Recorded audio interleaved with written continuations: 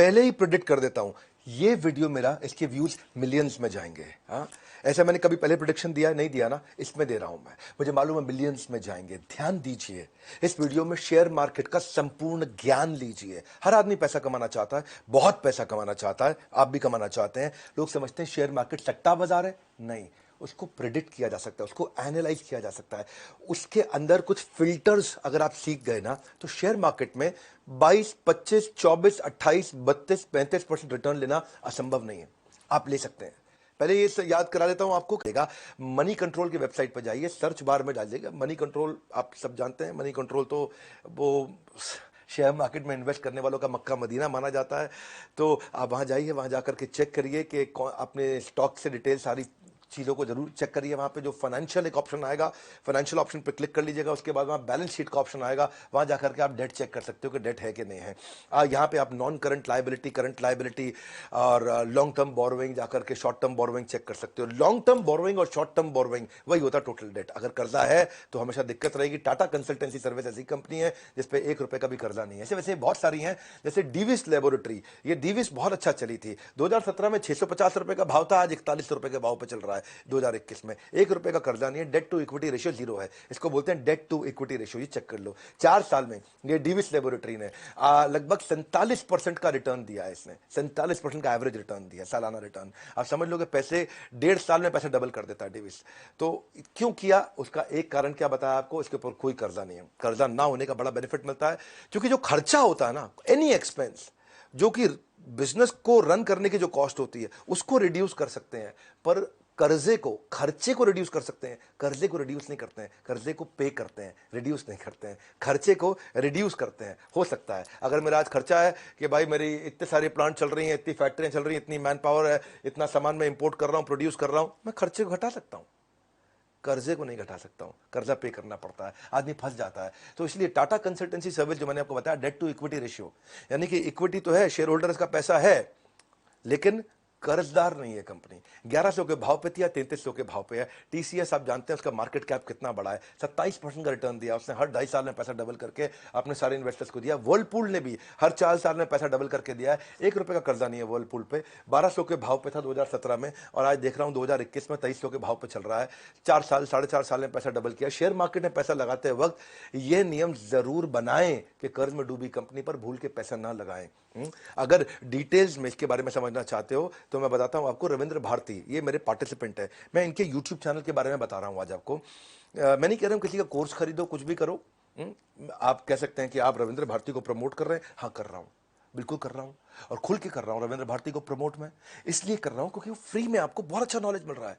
मेरे को भी तो आपको कुछ चैनल्स बताने पड़ेंगे ना जहां पे ऑथेंटिक आपको नॉलेज मिल जाएगा। मैं सारा दिन तो शेयर मार्केट के वीडियोस बना नहीं सकता, मैं एंटरप्रेन्योरशिप पे तरह तरह के वीडियोस बनाऊंगा। तो आप भारतीय शेयर मार्केट का हिंदी पे और मराठी में चैनल है, आप जाके देख सकते हैं। और इनका प्रमोशन इसलिए भी कर रहा हूं क्योंकि मेरे पार्टिसिपेंट है, हमने इनको ट्रेन करके बिल्ड किया है।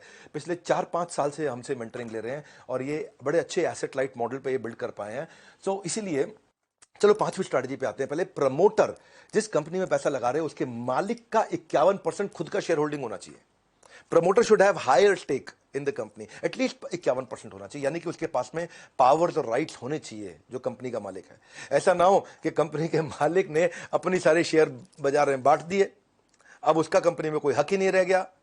तो जिसने विजन बनाया था, जो ओनर था, जो जान लगा रहा था, अब उसकी जान लगाने का मोटिवेशन ही खत्म हो गया ना मेरे भाई। वो क्यों जान लगाएगा, है कि नहीं? आदमी तभी जान लगाता है ना जब उसका क्या है, ओनरशिप है। ओनरशिप, ओनर ही जान लगाता है कि नहीं? सर्वेंट नहीं उतनी जान लगाता जितनी ओनर जान लगाता है। ओनर सब खुद भी लगाएगा, दूसरों से भी लगवाता है। अगर उसकी ओनरशिप ही नहीं है, हिस्सेदारी नहीं है कंपनी में, उसका हिस्सा ही खत्म, तो वो जान नहीं लगाएगा। तो इसलिए ये ध्यान रखो कि जो कंपनी का मालिक है उसकी 51% अभी भी हिस्सेदारी बची है कि नहीं बची। ये ऐसा तो नहीं कि शेयर बांटता रहा, पैसे इकट्ठे करता रहा, पैसे लिए खुद गायब हो गया, जो कि कंपनी में उसकी हिस्सेदारी है नहीं। कंपनी तो पब्लिक की हो गई, अब पब्लिक खुद ही चला ले कंपनी। यही दिक्कत आती है। साधारण भाषा में समझा रहा हूं आपको मैं, हाँ, कि प्रमोटर कंपनी पे तभी फोकस करेगा, उसके हर एक्टिविटी पे ध्यान देगा, रिव्यूज पे ध्यान देगा, अपने विजन को ड्राइव करेगा। 51% होने से वो दूर की सोचता है, इन्वॉल्व रहता है। 7 घोड़े अलग अलग दिशाओं में जाएंगे तो पूरा रथ उलट जाएगा, लेकिन वो एक डिसीजन देके सारे घोड़ों को एक ही दिशा में चला पाता है, डिसीजन मेकिंग लेता है। यूजुअली इन्वेस्टर कंफर्टेबल होते हैं अगर प्रमोटर का 50% हो, लेकिन ये रूल नहीं है। अगर और ज्यादा हो तो और भी अच्छी बात है। और कभी कभार प्रमोटर अगर बाजार से अपने शेयर वापस खरीद रहा है, और अच्छा साइन है कि वो कह रहा है मेरी शेयर होल्डिंग आज 45% है, मुझे 60 करनी है, बाजार से खुद ही ले लेता है। इसका मतलब क्या, उसको पता है कि कंपनी आगे बढ़ने वाली है। इसका मतलब वो जानता है, अंदर की बात उसको मालूम है कि आज वो 45% पे है, मैं कंपनी के 60% ले लेता हूं, इसका भाव आगे चल के बढ़ेगा, उसको पहले से ही है। तो ये भी एक अच्छा साइन होता है। पीडीलाइट इंडस्ट्री देखो, भरतपुरी की, जो फेविकॉल वगैरह बनाते हैं, कहाँ पूरा मार्केट शेयर इन्हीं का तो है। हाँ, फेविकॉल का कौन है कंपटीशन? फेविकॉल के आपको नाम याद करना मुश्किल होगा। आज भी भरतपुरी के 70% कंपनी की मालिकाना खुद का है, उसका सारा शेयर उसने बेटे बात, ऐसा नहीं है कि मतलब बंदर बाट की तरह खत्म कर दिए हों। और उसका जो कंपाउंडेड एनुअल ग्रोथ रेट दिया उसने 10 साल में, वो 25% का दिया, यानी कि हर 3 साल में पैसा डबल करके दिया अपने हर इन्वेस्टर को। जिसने जिसने पीडीलाइट का फेविकॉल का शेयर लिया था, हर 3 साल में अपने पैसे को डबल किया। पैसा डबल करना एक अच्छा, मैं उसको मान रहा हूं, एक ऐसा फैक्टर मान रहा हूं जिससे आपको बात आसानी से समझ में आ जाए। पैसा डबल किया, कितने साल में डबल किया?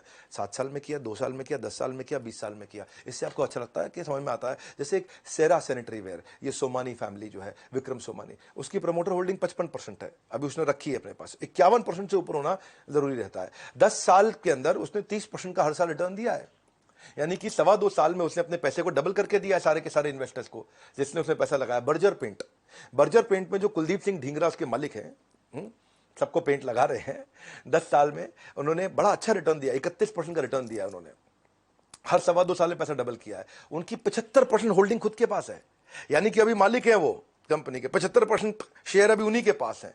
तो इसलिए वो पूरा जोर लगा रहे, पूरी जिम्मेदारी ले रहे हैं। अगर शेयर बाजार में कंपनी के साथ चाहते हैं लंबी पारी चाहिए, अगर लंबी पारी चाहिए तो प्रमोटर के पास 51% से ज्यादा शेयर होल्डिंग होनी चाहिए।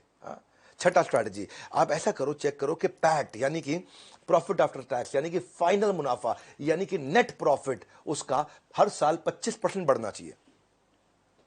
अगर पिछले साल नेट प्रॉफिट 100 करोड़ था तो इस साल 125 करोड़ होना चाहिए। अगर पिछले साल 500 करोड़ था तो 500 करोड़ का 25%, यानी कि 125 करोड़ और बढ़ के इस साल 625 करोड़ होना चाहिए।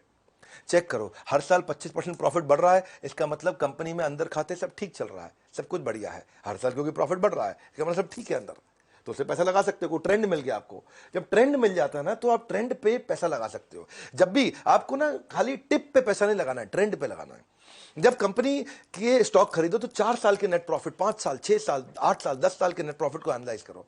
अगर 25% बढ़ रहा है, यानी कि टोटल रेवेन्यू, जितना पैसा आया उसमें टोटल खर्चा, जितना पैसा गया माइनस कर दो, और जो प्रॉफिट आया वो बढ़ रहा है कि नहीं बढ़ रहा। टाइटन ग्रुप है, टाइटन ग्रुप 2020 में उनका प्रॉफिट 346 करोड़ था, इस साल जब 2021 में उनका प्रॉफिट 564 करोड़ था, 62% ग्रोथ हुआ।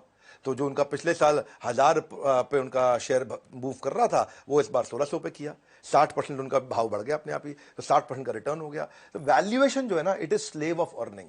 कितने का मार्केट में वैल्यूएशन देगा उसको, वो कितना कमा रहा है उस पर डिपेंड करता है। तो प्रॉफिट चेक करो भैया, टाइटन कंपनी बहुत बढ़िया प्रॉफिट कमाया और बड़ा अच्छा मार्केट में भाव भी बढ़ा। तो जिसने बेचारे ने 1 लाख रुपए लगाया था, 1 साल में उसका पैसा 1,60,000 रुपये हो गया। बहुत बढ़िया ग्रोथ दिया टाइटन ने। ये ना प्रॉब्लम ये आती है कि शेयर बाजार में लोग आपको ना असली बात नहीं बताता है कोई। क्यों? क्योंकि उनको ना बीच में कमीशन बाजी होती है, 2% उनको ब्याज मिलता है। इस चक्कर में आपका पैसा इधर भी लगवा दे, उधर भी लगवा दे, यहां भी लगवा दे, वहां भी लगवा दे। राइट ट्रेनिंग होती नहीं है। हर आदमी को 1%, 2% ब्याज है, वो बार बार लगवाना चाहता है, क्योंकि आपने सही जगह लगा दिया तो आप चुपचाप बैठ जाओ टाइट होके। इसलिए वो चाहता है आपको बार बार हलचल में रखे, कुछ ना कुछ लगवाता रहे, निकलवाता रहे, कमाता रहे, लगवाता रहे सर। लेकिन आप बढ़िया कंपनी में लगा लिया आपने, ये फिल्टर मैंने आपको बताया, आप ये फिल्टर चेक कर लेना और इसकी हिस्ट्री खोल के चेक कर लेना। नीचे कमेंट बॉक्स में आपसे मिल लूंगा, आपको समझ में आ जाएगा कि भाई साहब इस फिल्टर के बाद हर आदमी को 24 से 30% की गारंटी रिटर्न आ जाएगी अपने आप। ये फिल्टर लगाने आने चाहिए आपको। ये सारे फिल्टर आजकल अवेलेबल है, फ्री में अवेलेबल है कि नहीं? आप वर्ल्ड पूल को देखो, 92 करोड़ से 130 करोड़ पे आया, थोड़ा सा प्रॉफिट बढ़ा उसका, प्रॉफिट बढ़ते ही ग्रोथ 41% हुआ उसका, देखा भाव भी बढ़ गया उसका।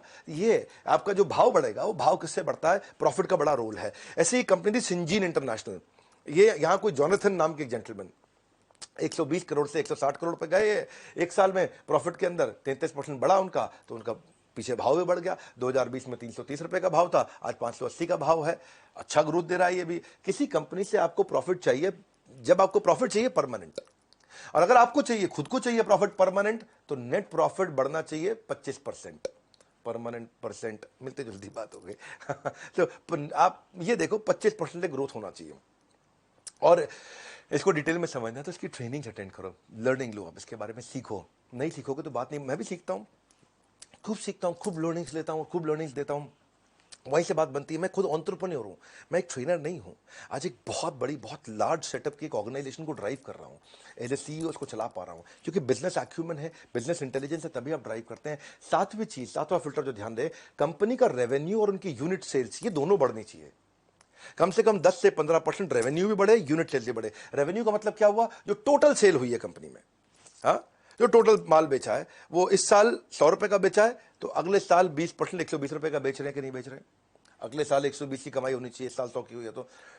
लेकिन इसमें एक और चक्कर है, ऐसा नहीं हो कि खाली प्राइस बढ़ा दिया तो 100 का माल 120 में बिक गया। ये भी चेक करना, यूनिट सेल्स भी बढ़ रही हो। यूनिट सेल्स का मतलब क्या है? देखो, इनका 100 रुपए का ही माल बिकता है जी हर साल, तो वेरी गुड। तो फिर इस बार 120 कैसे हो गया? उन्होंने क्या किया जी, 10 रुपए की चीज 12 रुपए की कर दी, तो 100 रुपए का 120 हो गया। प्राइस बढ़ाना नहीं, केवल यूनिट भी। अगर दोनों चीजों से बढ़ रहा हो तो और अच्छी बात है। यूनिट का मतलब है पिछले साल 1 लाख गाड़ी बेची, इस साल 1,20,000 गाड़ी बेची, 20,000 गाड़ी भी फालतू बेची। तो रेवेन्यू भी बढ़ना चाहिए और यूनिट, जितनी आइटम बेच रहे हो वो आइटम भी बढ़नी चाहिए। जब ये आइटम भी ज्यादा बिक रही है और पैसा भी ज्यादा आ रहा है, तब ये कंफर्म हो जाएगा, हाँ इसमें कोई झोल नहीं है बीच में। नॉन ऑपरेशनल इनकम नहीं कह रहे, ऑपरेशनल इनकम जो धंधे से इनकम आती हो। कई इनकम कैसी है? प्रॉपर्टी बेच दी, इनकम आ गई, वो दिखा दिया जी, है जी, ताकि भाव चलता रहे। हाँ, आपने ऐसा कुछ कर लिया, कर्जा ले लिया, इनकम आ गया, अब इसको इनकम की तरह बाई चांस ट्रीट कर लिया, तो अब आम आदमी के समझ में नहीं आता है। इसीलिए मैं बोल रहा हूं ये कि भाई ये पैसा कहां से आया कंपनी में, आप इसको सीख सकते हो, आप इसको बैलेंस शीट में देख सकते हो। और इसको जब जैसे चेक करोगे कि दोनों चीजें ग्रो कर रही है, जैसे मारुति है, मारुति ने 2014 में 10 लाख गाड़ी बेची, 2015 में 11 लाख गाड़ी बेची, 2016 में 13 लाख गाड़ी बेची। हर साल गाड़ी भी ज्यादा बेची और हर साल 10%, 11% गाड़ी भी ज्यादा बेची और हर साल रेवेन्यू भी ज्यादा हुआ। रेवेन्यू ज्यादा हुआ, कुछ और भी हो सकता है, लेकिन गाड़ी ज्यादा बेच के रेवेन्यू ज्यादा हुआ तो कंफर्म हो गया कि मारुति ठीक चल रही है भैया। 50% मार्केट शेयर लेकर के बैठी हुई है। जो 1250 का इसका स्टॉक प्राइस हुआ करता था, वो 2017 में 6500 पे गया, लगातार बढ़ता रहा है मारुति। 6 साल में लगभग 30% का आसपास रिटर्न दिया था पीछे मारुति ने, और 2.5 साल में पैसे को डबल कर था। तो उसकी शेयर की कीमत आसमान चढ़ेगी जिस कंपनी की सेल हर साल 10-15%, 20% बढ़ेगी। आसमान चढ़ेगी 20% तक अगर सेल बढ़ेगी। ये सिंपल फॉर्मूलाज हैं, इन सिंपल फॉर्मूलाज को याद रखिए। गोदरेज कंज्यूमर प्रोडक्ट्स हैं, गोदरेज के बहुत कंज्यूमर प्रोडक्ट्स आते हैं। निसाबा गोदरेज उसकी 6%। ये 2020 में 9,057 करोड़ का 9,057 करोड़ का टर्नओवर था। 21 के अंदर ये 11,000 करोड़ का 11,000 करोड़ हो गया टर्नओवर। तो टर्नओवर बढ़ा, 22% बढ़ा, 20-22% टर्नओवर बढ़ गया। जैसे ही बढ़ा उसका स्टॉक प्राइस भी अपने आप बढ़ने लग गया। तो टर्नओवर भी बढ़ना चाहिए और यूनिट, जितना माल बेचा, तेल कितना बेचा, 1 लाख बोतल बेचा, इस साल 1,20,000 बोतल बेचा। ये दोनों चीजें कंफर्म होते ही आपको आसान हो जाएगा। सफल इन्वेस्टमेंट उस कंपनी में होगा जिस कंपनी में वॉल्यूम ग्रोथ और सेल्स रेवेन्यू दोनों का 20% तक होगा। ये दोनों को बढ़ना चाहिए, दोनों। और अगर डिटेल्स इसके बारे में समझना चाहते तो और लर्न करिए, इसको सीखिए। हमने भी शेयर मार्केट के कोर्सेज बनाए हैं, और अगर फ्री में अटेंड करना है तो भारतीय शेयर मार्केट के मैंने आपको चैनल बताए थे, ये चैनल मैं आपको दे दूंगा डिस्क्रिप्शन वगैरह में, आप इसको जाके सब्सक्राइब करके थोड़ा सीख लो। और 8वीं स्ट्रैटेजी